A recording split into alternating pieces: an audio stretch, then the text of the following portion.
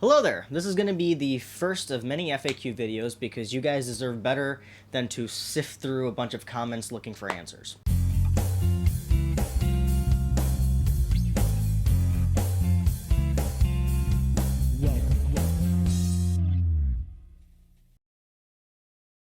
So since this is the first of the series videos, I'm going to do a little bit of an explanation. FAQ videos are going to be my answer to many questions. I read every comment, but I just cannot get to every single one of them. Or if I feel like I've already answered a question, sometimes I just might overlook a comment. That doesn't mean that you have seen that answer somewhere else. That doesn't mean that, it's easy to go look for that answer.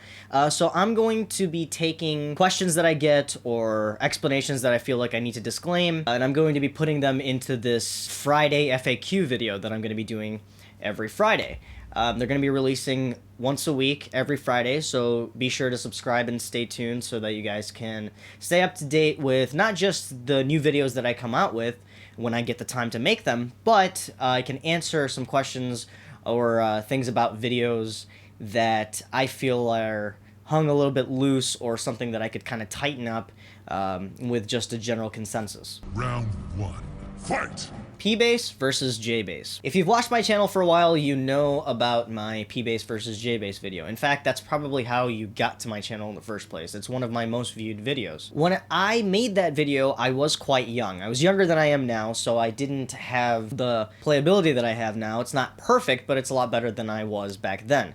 I did have the research and knowledge at the time, so I wanted to get the video out. I probably should have practiced a little bit more before I got that video out. I was in a little bit more of a rush than I should have been, and I was younger at the time, so I'm probably going to be redoing that video just for the sake of playability, because the sound of the bass guitars really do have a lot to do with the video and the subject matter, so you guys do deserve a little bit better of a demo. It is a very hot subject, P-Bass versus J-Bass, two basses that are really popular, that exist in every country, that exist on almost any record that you listen to. But the facts in the video were pretty valid. I do have to say the exact same things that I did back then. A P-Bass sounds slightly fatter, a J-Bass sounds slightly snappier. They're fantastic basses. One is not better than another, and when I redo that video, you guys will be able to see a better reason of why each sounds the way they do. Also, the lotion that you see in that video, I get a lot of comments about that. That lotion is for a tattoo that I had just gotten. I have a tattoo of the Death Star on my upper shoulder, my right shoulder. I'm a huge Star Wars fan, you could probably tell. I just recently saw the new Star Wars by J.J. Abrams. I think it's a fantastic Star Wars. I was treating a tattoo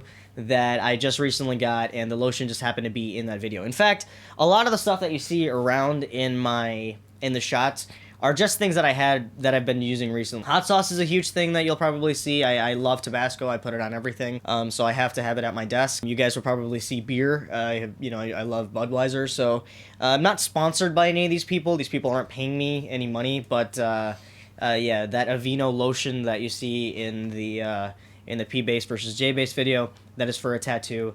And it looks pretty good now. Background music in my videos. Again, this is not a frequently asked question per se, but this is just something that I get in a lot of the videos where I do have background music. In short, if it's a solid bass line, if it's just a bass line with some drums and some guitars, but the bass is the driving force of it, it's something that I recorded myself. I'll probably have one or two musicians inside of it.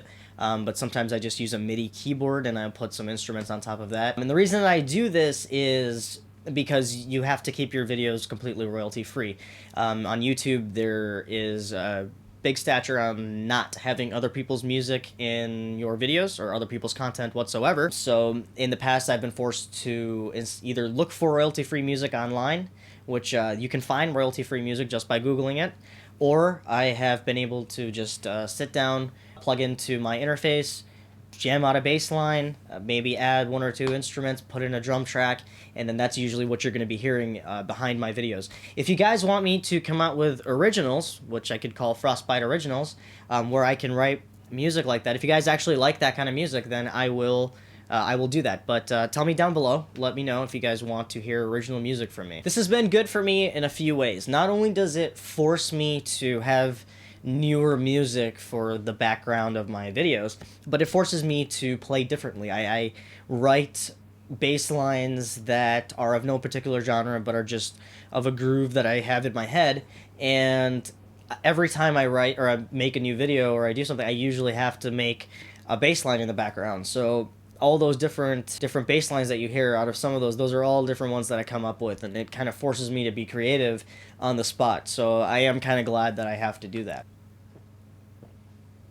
Third question is going to be talking about my playing. Like I said about my P and J bass video, the playing that I did on that wasn't exactly as good as I wanted it to be. So, since I was younger, since I actually first picked up a bass guitar, around then is when YouTube was starting. So at the advent of YouTube is when I was a really big beginner on bass. And something that helped me kind of learn and share was putting up videos of myself on bass guitars. Covers of videos or covers of bands that I liked at the time was one of the popular things that I did. Or also teaching some things that I knew at the time on bass guitar and then using the knowledge of bass that I had in my fingers to convey it.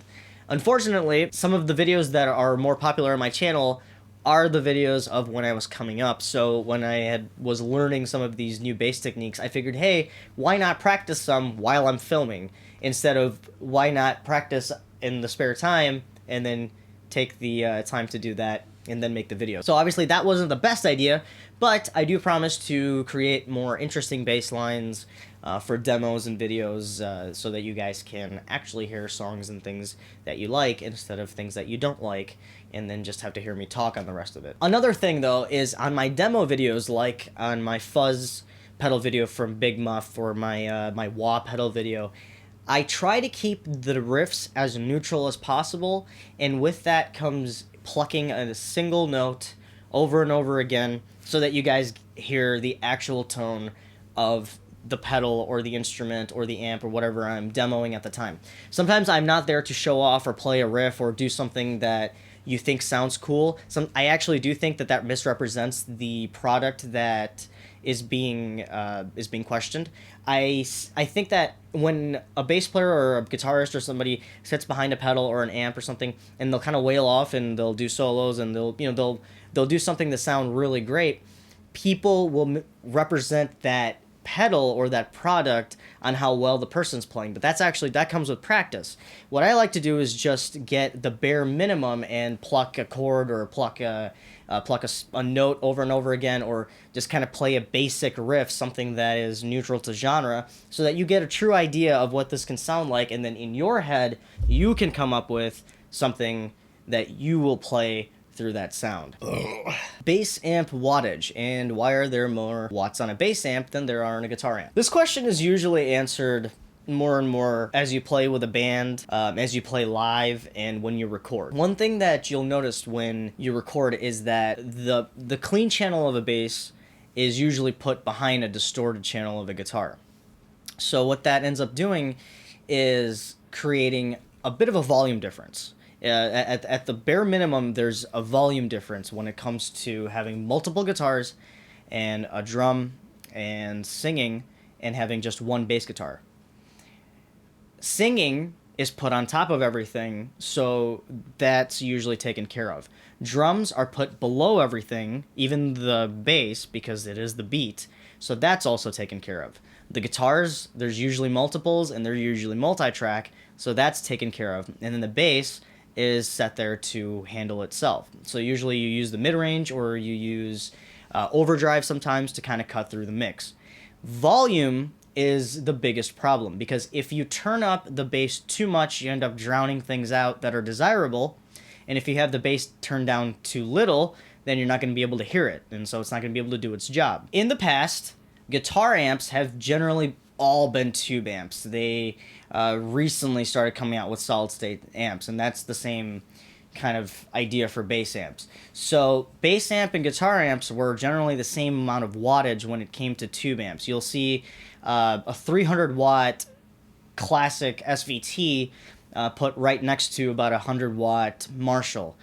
So there's only a few watt difference, whereas today you'll probably see 4 to 900 watt bass amp next to 100 to 150 watt guitar amp. And back in the day when tubes were the driving force of the volume and everything else that you're kind of hearing in the amp, in the power amp section, the volume really kind of came out of those tubes and kind of came out of the warmth of the amp. So there didn't need to be too much of a wattage difference, though there was. Bass amps were and have always been slightly higher in wattage. Because of the difference in volume, because you don't want to take a bass amp and turn it up very loud to the point where it's almost overdriving when you don't want it to, just so you can match the volume of the guitar so you can do your job.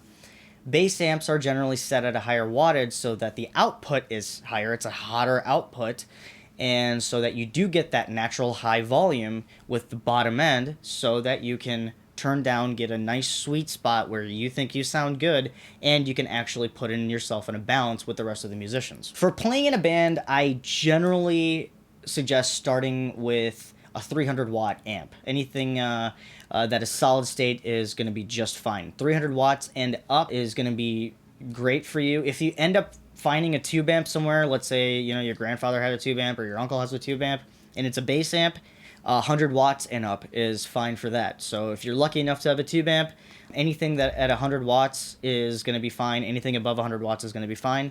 With a solid state amp, starting at 300 watts, you're going to be good, but you'll start to see that with the 300 watt range, you're going to want to either boost the EQ, or you're going to see yourself either putting an overdrive in front of your amp or getting an amp that has slightly higher wattage so that you can just get that sweet spot on your bass amp at a higher volume. Now, I say this when you're playing in a band. Playing live, you could play with a 50 watt amp. You're either going to be mic'd, or if your amp has a direct out, you're going to be going right into the mixing board and then through the PA speakers. The amplifier itself is rarely going to be the sole source of noise coming from you. And that's generally the case for all the musicians whenever you're gigging. If you're ever in a situation like you're in a garage sitting, and you have to just use your amp and that's what anyone's hearing, then at that point, wattage isn't really going to matter. You're in a garage. But if you're playing in a stage, you're playing in a venue, then usually they're going to have a way to amplify whatever you're doing out to the audience in a clean manner. So you really don't have to worry about how loud you are on stage. In fact, you're probably going to be turning down on stage. With the guitarists, with even the vocalists that I've ever worked with and every band that I've been in, live, you're generally turning down a lot more than you are at rehearsal, because the PA is going to have a lot to do with how much volume you're hearing, both the audience and the band. One thing to look out for, and a rule of thumb, is to be just as loud as the kick drum. If you can hear the bass guitar and the kick drum right next to each other, meaning you turn down the guitars, everybody turns those off, everybody turns the PA off, and just the kick drum and the bass, if you can play the bass and hear the kick drum, that should be fine. On top of that, if you can layer the guitars and have the vocals, you'll have a nice solid mix where everybody in the audience will be able to groove along. So that is it for my first FAQ video. It is more of a general disclaimer video than anything. If you guys have any questions, or if you guys have any concerns that you're curious about on my videos, then ask below. Don't be afraid to come to my Twitter or my Facebook and share your concerns. Thank you very much for watching. Subscribe for more Frostbyte FAQ Fridays, and subscribe for more original videos. I will see you guys in the next one.